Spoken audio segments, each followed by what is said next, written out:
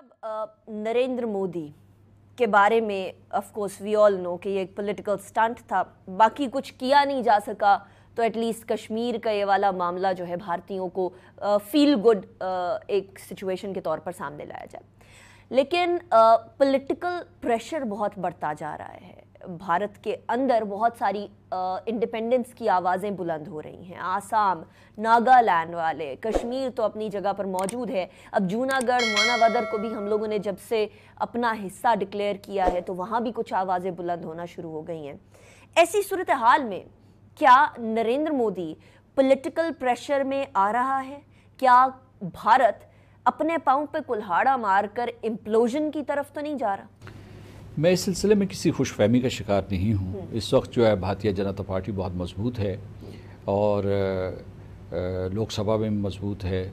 मेरा ख्याल है कि लोगों में भी उसकी कबूलियत है। दुनिया को जागना पड़ेगा। हम लोग भी कोशिश कर रहे हैं कि ये जो फस्तायत है हिंदुस्तान में, इसकी इमारत को गिराना पड़ेगा, वरना पूरे के पूरे खत्ते को नुकसान होगा और सारी दुनिया को नुकसान होगा, माशी भी, स्ट्रेटिजिक भी, सियासी भी। तो इस सूरत हाल में अगर ये 10 साल और गुजार जाते हैं तो मुझे ख़दशा ये है कि ये पाकिस्तान को नाकाबिल तलाफ़ी नुकसान पहुंचा सकते हैं। लिहाजा जागने की ज़रूरत है। यानी ये तसल्ली देने की ज़रूरत नहीं कि जी कांग्रेस ने आज ये बयान दिया या बंगाल की जो चीफ़ मिनिस्टर हैं उन्होंने ये बयान दे दिया या वहाँ जो है अरुंधति रॉय ने एक कॉलम लिख दिया या उसने एक बयान दे दिया या पंकज मिश्रा ने ये कह दिया, तो ये ठीक है। वहाँ इस किस्म की जो भारतीय जनता पार्टी के ख़िलाफ़ जो आवाज़ें वो उठ रही हैं, लेकिन हमने उनका पैमाना ये होता है कि इंतख़ाबात में वो उन आवाज़ों को सुना जाता है या नहीं सुना जाता। इस वक्त जो है कांग्रेस जो है इट इज़ इन शैम्बल्स, यानी ये जो दूसरी मुतबादल सियासी क़ुव्वत थी। तो इसलिए मैं ये कह रहा हूँ कि पाकिस्तान को इस मफरूज़े पे अपनी हिकमत अमली या फ़ैसला साजी नहीं करनी चाहिए कि जी ये this is flash in the pan और बहुत जल्दी जो है ये गायब हो जाएगा, ये हिंदुत्व का फ़लसफ़ा या नज़रिया, बल्कि इस पे करना चाहिए कि ये अगर 10 साल और कायम रहता है। 2 साल इसने जो सन 1914 से अब तक हमें कितना नुकसान, सन 2014 से यानी 2014 से 2020 तक, which is 6 years, उसमें उन्होंने कितना नुकसान किया है। और ये देखिए कि उसके बाद जो है वो इससे आगे कितना, अगर 10 साल इनको और मिल गए तो ये कितना नुकसान कर सकते हैं। अच्छा, ये बड़ा इंपॉर्टेंट फैक्टर है प्रेसिडेंट साहब, because it's not just Pakistan, it's not just Kashmir, it's about all the entire reason. और रीजनल डिस्टेबलाइजेशन का फैक्टर भारत बनता चला जा रहा है। अभी भारत के अंदर नरेंद्र मोदी टाइप शख्सियत, अगर नरेंद्र मोदी नहीं भी तो बीजेपी की कोई इस तरह की एक्सट्रीमिस्ट फाशिस्ट माइंडसेट की कोई शख्सियत इक़्तिदार में रहती है, तो चीन के साथ जो हम ताल्लुकात के अंदर तनाव देख रहे हैं, नेपाल के साथ हम तनाव देख रहे हैं जिसके साथ कभी तनाव नहीं होता था, छोटी मोटी तू मैं के अलावा, श्रीलंका के साथ, बांग्लादेश जैसे मुल्क के साथ जिसको बनाने में भारत ने, बीजेपी ने मदद की, पाकिस्तान के साथ तो कभी सही रहे ही नहीं। तो ऐसी सूरत हाल में अगर इतनी फाशिस्ट किस्म की गवर्नमेंट, इतनी फाशिस्ट रजीम बहुत अरसे तक रहती है, तो क्या ये पूरा रीजनल डिस्टेबलाइजेशन की तरफ नहीं चला जाएगा? पहले ही इलाका गैर मुस्तहकम हो चुका है और जो भारत है उसे आप हमसाया दुश्मन कह सकते हैं। ख़ास तौर से भारतीय जनता पार्टी और राष्ट्रीय स्वयं सेवक संघ का ये फ़लसफ़ा है कि चीन से टक्कर लो।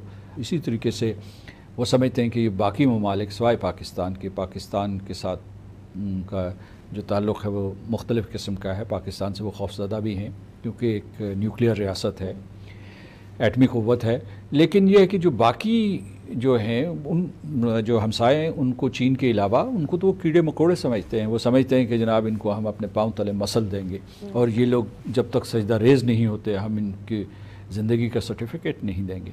इस हद तक वहाँ रऊनत है, गरूर है, तकब्बुर है। और मैं तो समझता हूँ कि वो नाक़बत अंदेशी है। अच्छा, दूसरा ये है कि मैंने ये नुक्ता कई जगहों पर दोहराया है, ये जंग उन्होंने कश्मीर और पाकिस्तान के ख़िलाफ़ छेड़ी हुई है, बहुत तवील जंग है। तो इलाका गैर मुस्तहकम हुआ है, लेकिन ये है कि यहाँ पाकिस्तान के साथ जब वो छेड़छाड़ करते हैं या पाकिस्तान के अंदर वो सबोताज की सरगर्मियाँ करते हैं तो बड़ी जंग का ख़तरा है, जो एटमी जंग का ख़तरा है। यहाँ रिवायती जंग का, एटमी जंग का ख़तरा है। تو خطہ غیر مستحکم ہو چکا ہے اور اس کا عدم استحکام بڑھ رہا ہے. اس کے سدباب کے لیے پاکستان تو کوشش کر رہا ہے سیاسی اور صفاتی، لیکن بین الاقوامی برادری جسے میں سلامتی کونسل کہوں گا یا جو دنیا کی اور دوسری طاقتور قومیں ہیں وہ بالکل بے خبر اور غافل بیٹھی ہوئی ہیں. ہم انٹرنیشنل کمیونٹی کی طرف جائیں گے پریزیڈنٹ صاحب ابھی، because that is in it self a very important topic. لیکن ابھی جو لداخ میں چین کے ساتھ کمپلیٹ اور کنٹینیوس اسکرمشز چل رہی ہیں بھارت کی، ان کو آپ کس نگاہ سے دیکھتے ہیں؟ بھارت کیا چاہتا ہے؟ چین کس حد تک جائے گا؟ دیکھیے میں سمجھتا ہوں کہ یہ ایک محدود جنگ رہے گی لیکن طویل جنگ رہے گی. یعنی یہ جنگ کبھی پھیلے گی نہیں، یہ ایک خاص سطح سے اوپر نہیں جائے گی، ایسے کوئی بھاری تصادم نہیں ہوگا.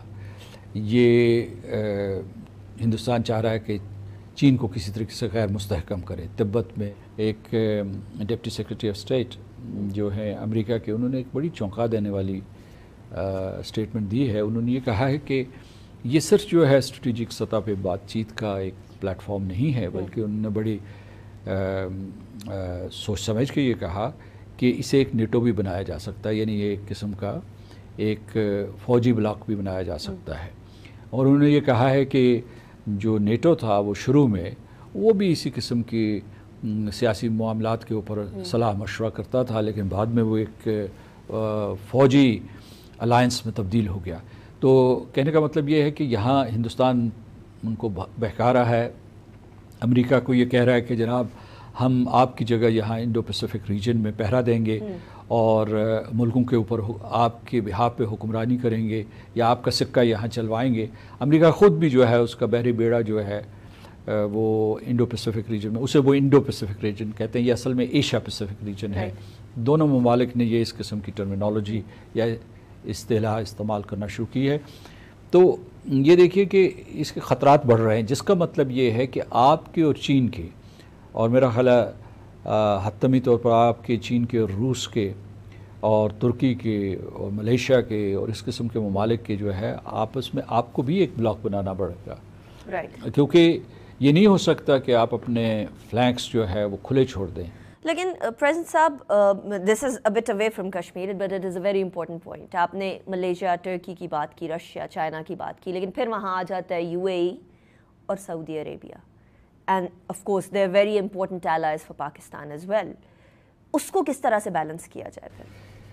دیکھیے یہ اس کے دو پرسپیکٹوز ہیں. ایک پرسپیکٹو تو یہ ہے کشمیر کے حوالے سے ہے کہ یا کشمیر یا فلسطین کے حوالے سے اب یہ ہو گیا ہے کہ یو اے ای اور سعودی عرب، یا سعودی عرب نے تو خیر مسترد کر دیا ہے اس کے ساتھ امریکہ کے ساتھ سفارتی تعلقات، اور وہ انہوں نے جو شاہی خاندان نے ایک انیشیٹو لیا تھا 2002 میں جو پیس انیشیٹو تھا، اس کے بارے میں انہوں نے دوبارہ ذکر کیا ہے. تو اس کا مطلب یہ ہے کہ ابھی صرف جو ہے یو اے ای ہے.